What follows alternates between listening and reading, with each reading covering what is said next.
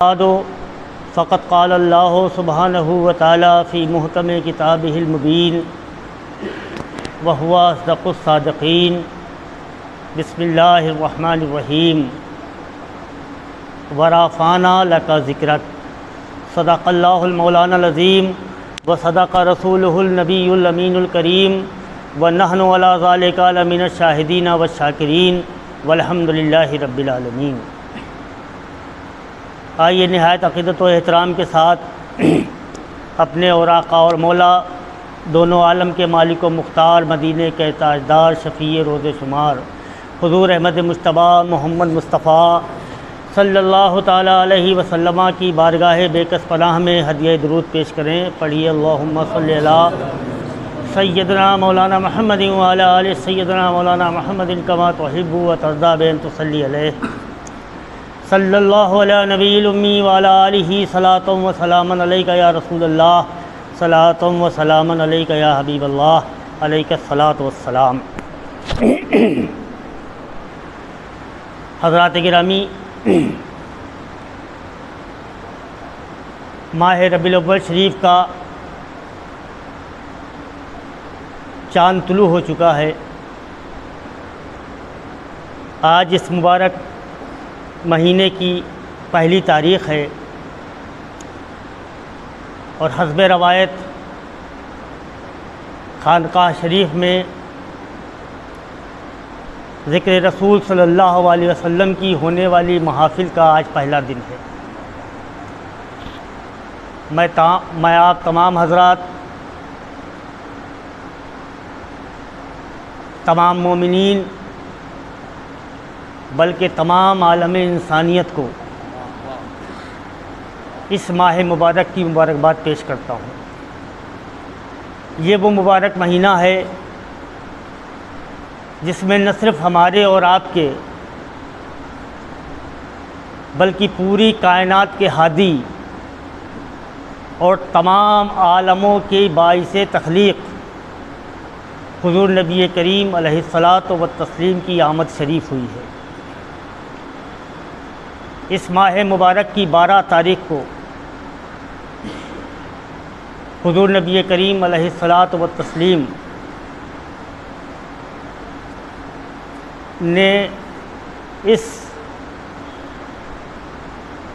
زمین کو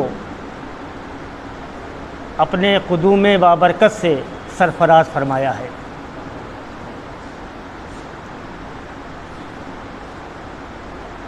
اس کو ربیع الاول شریف بھی کہتے ہیں، ماہ ربیع النور بھی کہتے ہیں،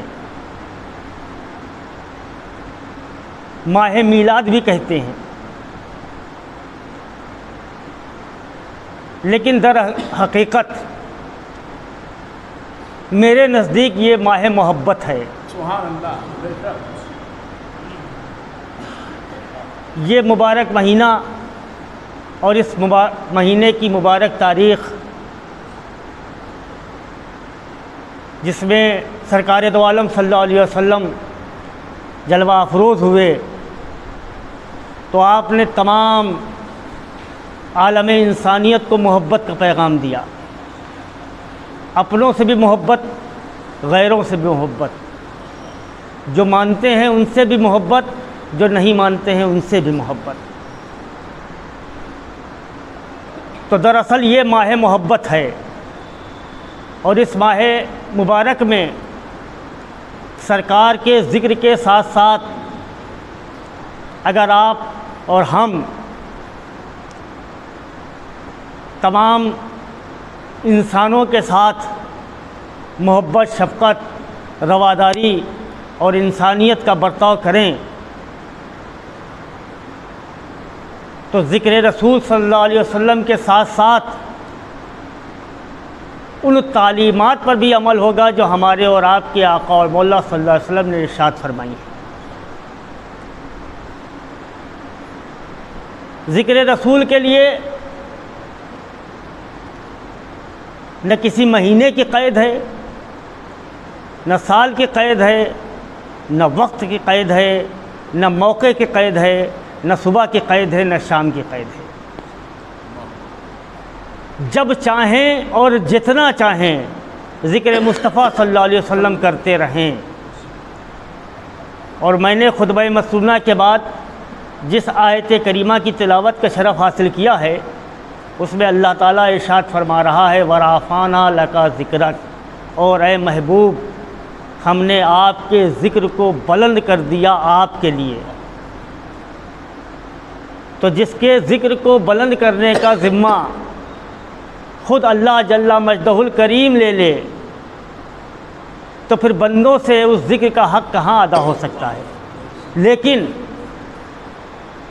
بحیثیت غلام، بحیثیت امتی، بحیثیت اہل ایمان ہم اپنی سعادت، اپنی بخشش، اپنی مغفرت کا، نجات کا ذریعہ سمجھتے ہوئے جتنا ذکر رسول کریں گے کم ہے۔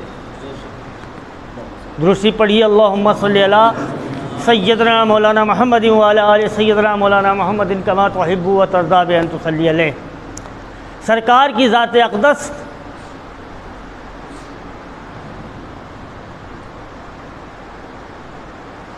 جب سے ہے جب کچھ نہیں تھا، صرف اور صرف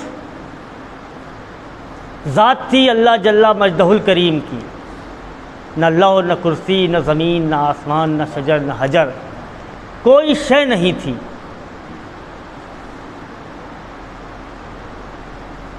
پھر آنے کا مقصد اور آنے کا تذکرہ کیوں ہے جب تھے؟ تو یہ صرف اس لیے ہے کہ مثال کے طور پہ جیسے آپ یہ ایمان اور یہ یقین رکھتے ہیں کہ اللہ جل مجدہ الکریم ہر جگہ موجود ہے، ہر سمت میں ہے، آپ کے ہر طرف ہے، بلکہ آپ کی شہرک کے قریب ہے، خود ارشاد فرماتا ہے۔ پھر ایک مخصوص وقت ہے نماز کا جس میں آپ کہتے ہیں کہ منہ میرا طرف کعبہ شریف کے۔ کیوں؟ نماز تو صرف عبادت اللہ کی ہے، کسی طرف بھی آپ کر سکتے ہیں، کسی طرف کر سکتے ہیں، لیکن چونکہ کعبہ مکرمہ کو اللہ نے اپنا گھر قرار دیا ہے، اس لیے عالم انسان میں، عالم انسانیت میں کعبہ مکرمہ کی اہمیت ثابت کرنے کے لیے آپ کو اور نمازیوں کو اس بات کا پابند کر دیا گیا ہے کہ جب تک آپ یہ نہیں کہیں گے کہ منہ میرا طرف کعبہ شریف کے اور آپ کا منہ کعبے کی طرف نہیں ہوگا، آپ کی نماز نہیں ہوگی۔ بعین ہی اسی طرح کہ اگر حضور نبی کریم علیہ الصلاۃ والتسلیم کی موجودگی ہونے کے باوجود اللہ تعالیٰ ایک وقت مقررہ، وقت تاریخ، ایک مقررہ مہینے میں اس عالم میں نہ بھیجتا تو ہمارے اور آپ کے ایمانوں کا مکمل ہونے کا کوئی ضمانت تھی ہی نہیں، ہماری آپ کی بخشش کی مغفرت کی کوئی ضمانت نہیں تھی۔ اس لیے اللہ تعالیٰ نے حضور نبی کریم علیہ الصلاۃ والتسلیم کو ایک وقت مقررہ اور ایک تاریخ مقررہ پر اس عالم میں بھیجا، ورنہ وہ ہمیشہ سے ہیں اور ہمیشہ رہیں گے۔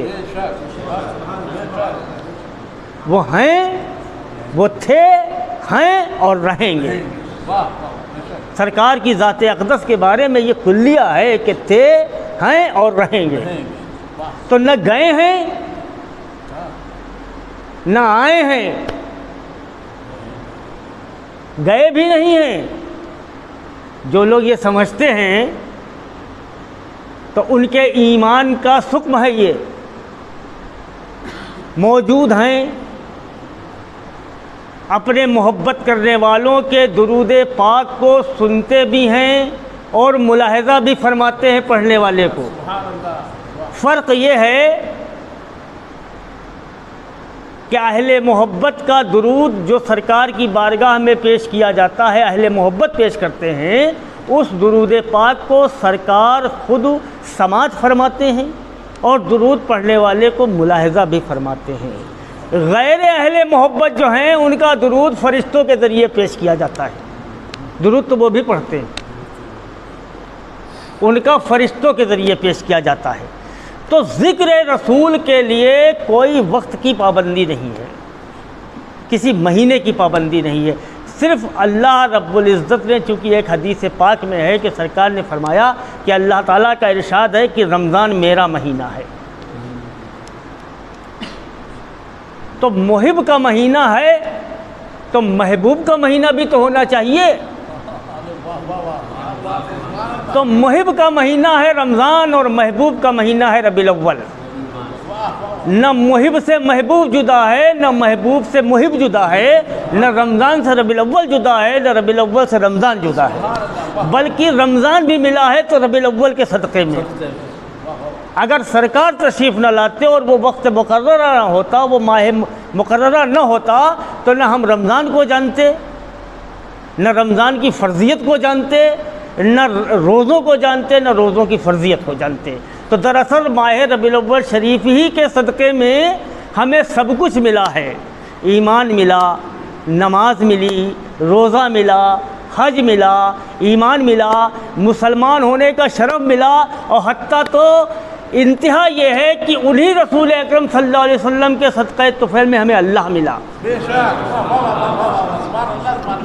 اگر کسی شخص کے دل میں، ذہن میں یہ بات ہے کہ اس نے اللہ کو بغیر کسی وسیلے کے پا لیا ہے تو وہ منکر قرآن ہے. اس لیے قرآن ارشاد کرتا ہے کہ وسیلے کو تلاش کرو اللہ تک پہنچنے کے لیے، اور رسول اکرم صلی اللہ علیہ وسلم کی ذات اقدس سے بڑا کوئی وسیلہ ہی نہیں. پیغام وحدانیت، ایک اللہ کی عبادت، بتوں سے انحراف، غیر خدا کے سامنے سجدے کو ممنوع قرار دینا، یہ پیغام لائے ہیں حضور نبی کریم علیہ الصلاۃ والتسلیم. اور یہ اس ماہ مبارک کی برکت اور صدقہ ہے کہ رسول اکرم صلی اللہ علیہ وسلم کے قدم مبارک کے صدقے میں پوری کائنات آدمی تو تھی مگر انسان نہیں تھی، انہوں نے انسان بنا دیا. ابن آدم کو انسان بنانے کا کام کیا ہے تو حضور نبی کریم علیہ الصلاۃ والتسلیم کی سیرت اقدس نے، اور آپ کے اقوال معتبر نے، اور آپ کی احادیث کریمہ نے.